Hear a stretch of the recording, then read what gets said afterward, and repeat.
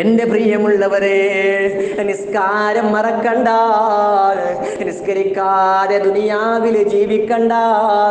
മുത്തുനബി സല്ലല്ലാഹു അലൈഹി വസല്ലം തങ്ങളാ പറഞ്ഞത്, ഒരാൾ 5 വക്ത് നിസ്കരിച്ചില്ല എങ്കിൽ മരിക്കുന്ന സമയത്ത് അയാൾക്ക് ഈമാൻ കിട്ടൂല.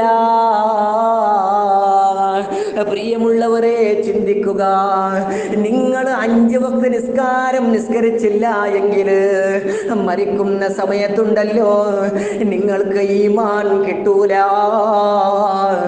മരിക്കുന്ന സമയത്ത് നിങ്ങൾക്ക് ഈമാൻ സലാമത്ത് കിട്ടൂല എന്ന് നബി മുഹമ്മദ് മുസ്തഫ സല്ലല്ലാഹു അലൈഹി വസല്ലം തങ്ങളാ പറഞ്ഞത്.